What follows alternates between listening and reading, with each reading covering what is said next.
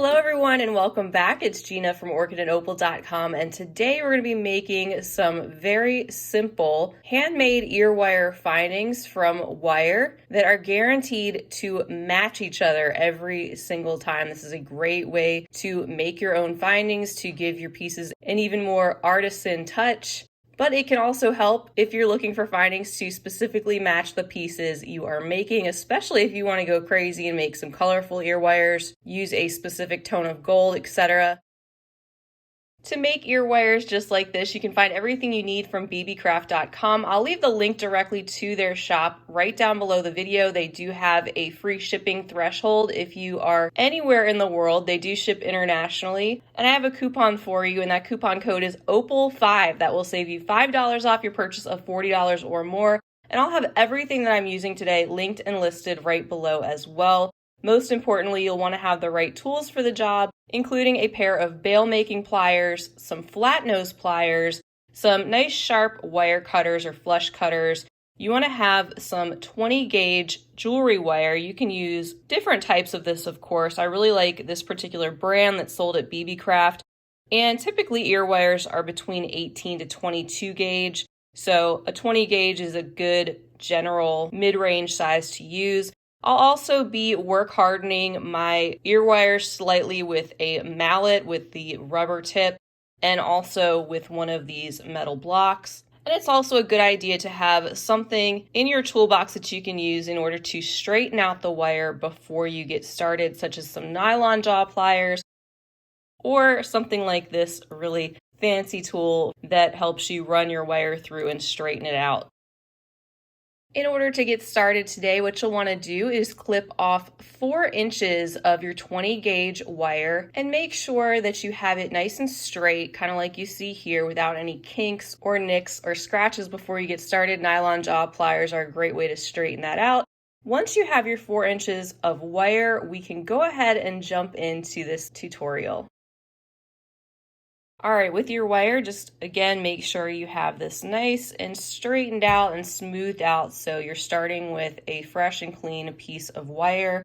Then what you can do if you want, this is optional, is you can take a permanent marker, like a thin tip one, and you can mark the segment of wire at 2 inches or halfway, or you can just eyeball it. I'm just going to eyeball it and take my flat nose pliers now and go just slightly to the right of what looks to be about halfway in my piece of wire, because we're going to be creating a 90-degree angle at this point.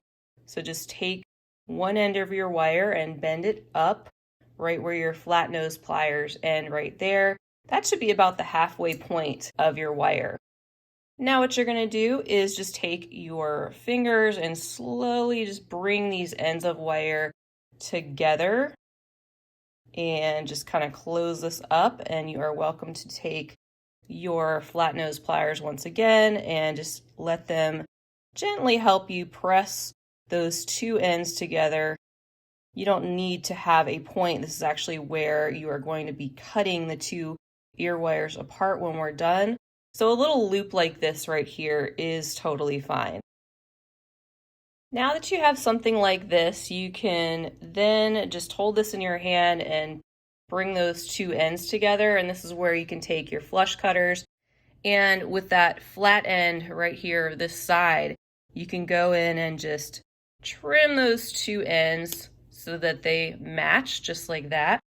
And you will be going in to file these 2 ends with a nail file or a cut burr later on once you are done shaping these. But for now, what we're going to do is work on this end with that little loop. We're going to bring in our bail making pliers, and we're going to use the smallest size rung right there.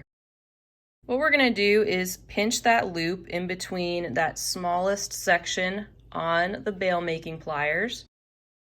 And I've got this right about up to the edge of that loop. And we're going to just gently, don't hold this with a death grip or anything, but just gently hold that in place while you turn this end of the wire around that smallest section of the bail making pliers and bring that just about to the straight portion.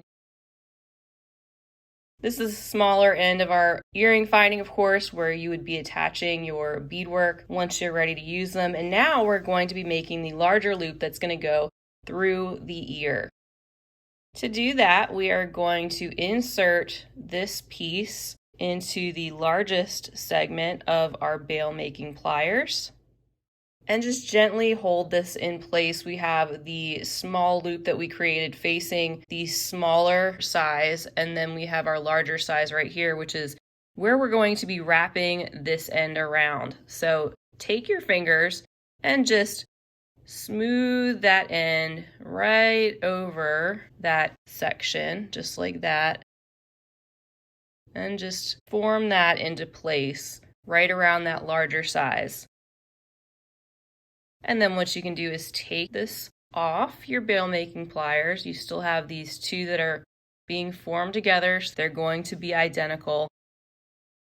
And then we're just going to shape the end here by using the 3mm section of our bail making pliers. So I'm pinching that straight end in between that smallest section of the pliers, and I'm just going to turn this slowly upwards just a little bit, like about halfway, and we get that shape on the end. And now you can definitely see how these have come together to make two identical pieces, and we just need to clip off this loop right here at the end. So you can take your flush cutters, once again, going to turn them this way so that the flat end is going to make a little bit of a straighter cut back there. And I'm just going to trim right at that point that separates our two pieces. And you can see that if you have gone a little deep into your section to clip it off, that it's no longer touching the back of this wire. No problem, just bring your bail making pliers back in and just gently bring that loop back by curling it towards the other piece of wire.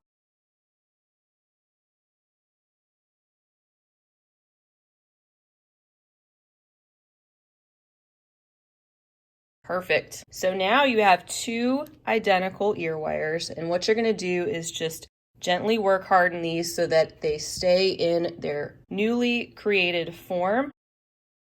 So I'm taking one of these metal blocks, and then I'm taking my mallet with the softer rubber end, and I'm just going to tap on both sides of the ear wire gently, especially where I've made those curves.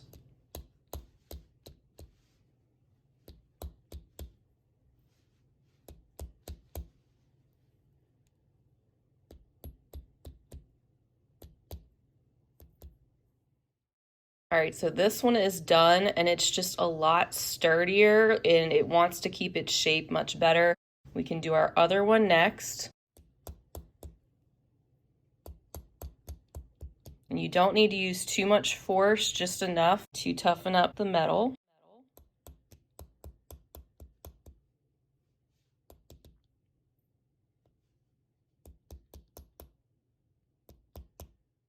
And now you have your two identical pieces that look great. I'm just going to clean up the ends of these, and if you notice that the end is a little longer than you want, for example, you can just trim that off. So I'm going to make this just a little shorter. And you can just file the end of the ear wire like that. You can use a nail file. You can use a cut burr tool, which I have, and I can't seem to locate it at the moment. You can use a metal file or even one of those glass files, and that will just smooth the edge a little bit so you don't have a jagged edge on the end of your ear wire. And there you have it. Now you have two perfectly formed ear wires. You can do this in all sorts of different shapes, of course. This is just one example, and I certainly didn't invent this process. It's been around for a long time, and a lot of people have shared this particular idea down the years, and for good reason. It's a great way to match up your jewelry findings to get specific colors to match. It can help you if you are in a bind and you don't have ear wires and you need some. and also can help give your pieces a more artisan feel with handmade findings. So once again, you can find everything you need to make these and much more at Beebeecraft, and I will leave the link and that coupon code OPAL5 right down below the video. Check out all the different types of wire and all the different tools they have, and feel free to leave a comment down below. Let me know if this was helpful for you. If you enjoyed the video, definitely feel free to give it a big thumbs up. Share with your jewelry making friends, and don't forget to subscribe while you're here because I'd love to have you back. Until next time, I hope you all have a fabulous rest of your day, and as always, happy beading.